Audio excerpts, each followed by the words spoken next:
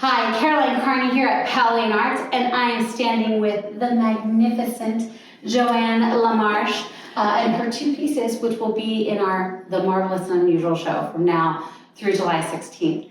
Johanne, can you introduce us to your two pieces? I'll be happy to. Thank you for having me, Caroline. The first piece is a photo encaustic piece called Castor Bean Seed Pod, and the second piece is a wax and oil piece with charcoal that is called Burning for Change. These are both lovely and definitely fit with our unusual theme. In fact, I think that your piece is one of only two pieces that incorporate photography in them.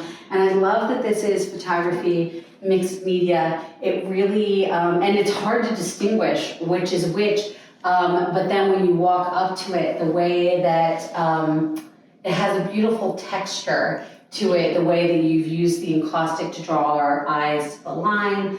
Can you give us a little background on this piece? Absolutely. This was really fun to create. I actually grew the castor bean plant, and it's sort of like a jack in the beanstalk. It grows like it seems overnight, a foot at a time. It's a great annual to get an incredible privacy screen in your gardens.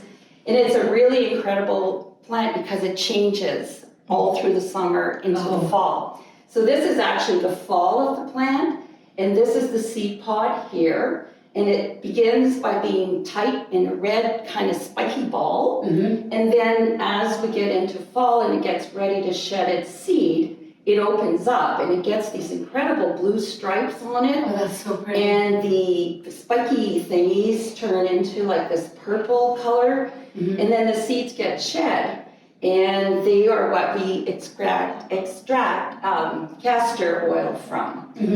And so I had a felled cherry tree in my backyard, and I thought, oh, that would make an incredible backdrop to get a photo of the pods with their seeds. So this is my photograph. Then I mounted that on a piece of cradled birch panel, encased the whole thing in molten wax, and let that set. And then I began carving the anatomy of the tree and enhancing some of the details of the pods and the seeds themselves. So there's layers and layers of painting on top of the wax. And then when I was happy with the composition and the effect, because I've essentially taken a flat photograph and created almost like a sculptural form with it. So it's a bas-relief somewhat.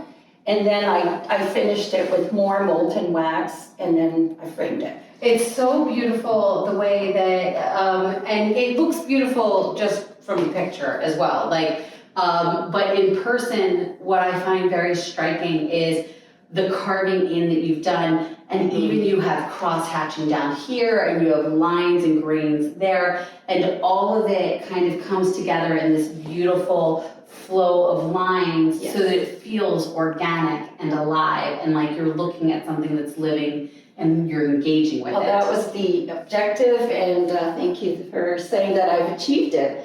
I think it just made the photograph come alive, and something that would have been just like a still life is a lot more interactive and organic, and you almost feel like you can touch those spikes when you look at that. So this will appeal to somebody who likes, geometry, colors even, but somebody who loves to garden as well. And also it's very tactile. It's very tactile. For people who like tactile, this is.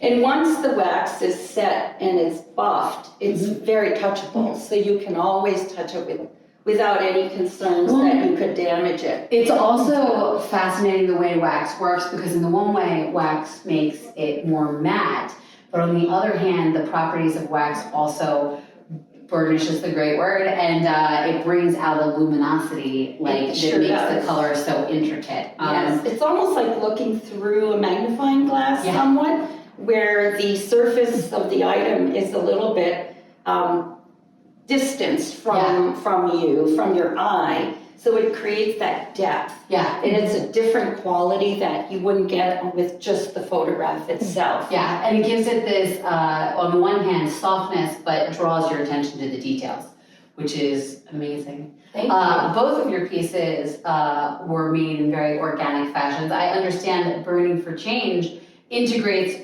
real charcoal from a fire pit. It does. So this is kind of like the backyard themed artwork. So I did indeed burn wood in the fire pit out back, created my own charcoal, and to bring out some of the black elements of this composition, I used the charcoal itself. And then I also scraped the charcoal somewhat like with a knife to create like a dust.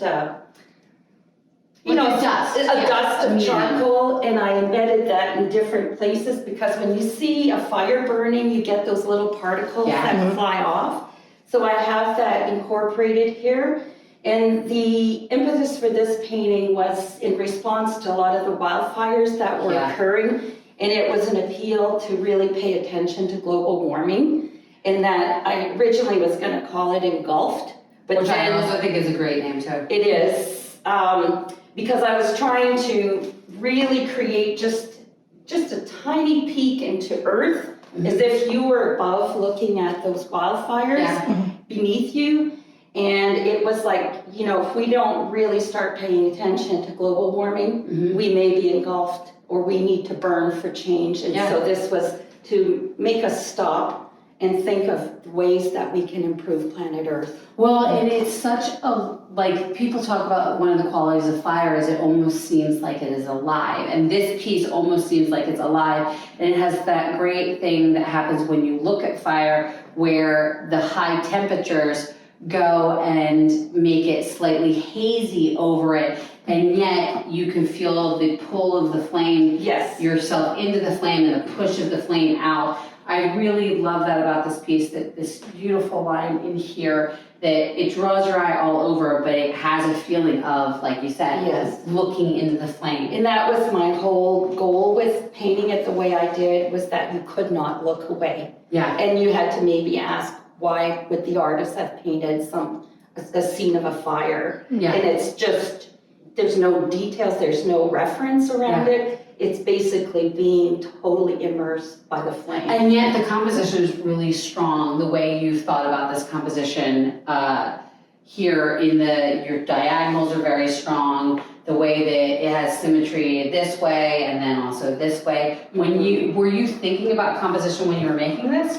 I work really intuitively, and so I think the composition sort of develops impulsively in time, but I don't think I had any set goal in starting out with it. It was just to create fire and just the tongue of the fire grabbing you. Yeah, and it really has that swirl, the way that you have the swirl going. I love both of these pieces. Thank you. And we think that you will love them too, so you should definitely come see them at Powell Arts from now through July 16th. Thank you so much, Johanne. I always love talking about your work.